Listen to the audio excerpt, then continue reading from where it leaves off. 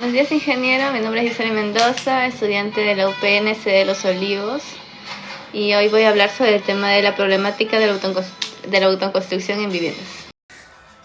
La autoconstrucción de viviendas en comas es un proceso en el que muchas familias construyen sus casas por cuenta propia, poco a poco y según sus posibilidades económicas.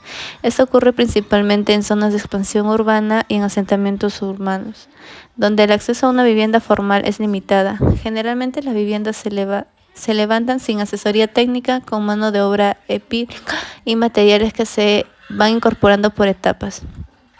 En comas, este tipo de construcciones se dan con frecuencia en las laderas, zonas de riesgos, lo que aumenta la vulnerabilidad frente a sismos, deslizamientos y problemas estructurales. Aunque la construcción permite a muchas familias acceder a una vivienda, también genera problemas como la falta de planificación, déficit de servicios básicos y crecimiento urbano informal. Por ello, es un fenómeno que refleja tanto la necesidad de viviendas como la desigualdad en el desarrollo de la ciudad. Por ello, la problemática ante un sismo en el distrito es que muchas viviendas autoconstruidas presentan una alta vulnerabilidad sísmica debido a que fueron edificadas sin diseño estructural, sin supervisión técnica y con materiales o procedimientos constructivos inadecuados. La construcción progresiva y la ampliación improvisada, como la incorporación de nuevos pisos sin evaluación estructural, debilita aún más la estabilidad de las edificaciones y ponen en peligro la vida de sus habitantes. Para reducir el riesgo sísmico en las viviendas autoconstruidas, es fundamental implementar el programa de reforzamiento estructural y sistemas y asistencia técnica que orienten a las familias en la construcción segura de sus viviendas. Esto incluye el uso adecuado de cimientos, columnas, vigas, muros confinados y materiales de calidad, así como la evaluación de viviendas existentes para identificar daños o deficiencias. Ahora hablaremos sobre las estructuras, las cuales son buenas ante un sismo. Tenemos la estructura de acero, que es uno de los materiales más utilizados en construcción, ubicadas en zonas sísmicas debido a su capacidad para resistir grandes esfuerzos sin perder la estabilidad. Su comportamiento flexible permite que las estructuras absorba y disipe parte de la energía producida por un sismo, disminuyendo el riesgo de colapso y mejorando la seguridad de la edificación y de sus ocupantes. Lo que es estructura de concreto armado ofrece una alta resistencia y estabilidad frente a las cargas sísmicas gracias a la combinación del concreto y el acero de esfuerzo. Su capacidad para soportar esfuerzos de compresión y tracción reduce el riesgo de daños estructurales. Por ello, es una de las alternativas más seguras y confiables para la construcción en zonas sísmicas. Vamos con los elementos estructurales del acero. Tenemos las columnas, son elementos cuya función principal es recibir las cargas provenientes de vigas, losas, techos y otros elementos para luego transmitirlas hacia la cimentación. Continuamos con las vigas, que son elementos horizontales que reciben las cargas de los pisos, cubiertas o entrepisos y la transfieren a las columnas. Trabajan principalmente a flexión y corte, por lo que su diseño depende de la luz, la carga aplicada y la forma de apoyo. Las placas de anclaje y bases de columnas son piezas metálicas ubicadas en la parte inferior de las columnas que permiten transferir las cargas de la estructura a la cimentación.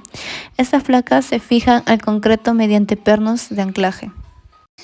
Conexiones estructurales son la unión entre vigas, columnas, arriotres y otros elementos en una estructura de acero. Estas uniones son fundamentales porque permiten que todos los componentes trabajen como uno solo sistema estructural. Losas y sistemas de entrepiso. Aunque no siempre son completamente de acero, los entrepisos forman parte esencial de la estructura metálica porque trabajan junto con las vigas para soportar cargas y distribuir esfuerzos. Correas y viguetas son elementos secundarios que sirven de apoyo a cubiertas, paneles o entrepisos livianos. Sistema de resistencia lateral. Además de soportar cargas verticales, una estructura de acero debe resistir fuerzas horizontales producidas por el sismo y el viento. Por ello se emplean sistemas como el pórtico rígido, pórtico ariostrato y núcleo o placas estructurales. Cimentación y relación con la estructura metálica. Aunque la cimentación suele ser de concreto armado, Es parte esencial del sistema estructural porque recibe las cargas de acero y la transmite al suelo. Tenemos un ejemplo de las edificaciones, la más conocida, la Torre Eiffel, y tenemos otros más. Ahora hablaremos de la Casa de Acero de Iquitos. Es uno de los edificios más representativos y simbólicos de la época del auge del caucho. Fue construida con una estructura metálica prefabricada e instalada en la ciudad en 1887. Su origen está asociado al ingeniero francés Gustave Eiffel, cuya empresa participó en el diseño y fabricación de las estructuras metálicas de ese periodo, aunque el grado exacto de su participación en estos edificios ha sido objeto de debate entre historiadores. La estructura prefabricada en Europa con piezas metálicas prefabricadas que posteriormente fueron transportadas por barcos hacia el puerto de Iquitos y ensambladas en la ciudad. Este proceso representó un importante avance para la ingeniería en la época, ya que permitió levantar un edificio resistente y de gran valor arquitectónico en plena Amazonía. Ahora hablando del diseño, la Casa de Fierro es un mecano de hierro arquitectónico.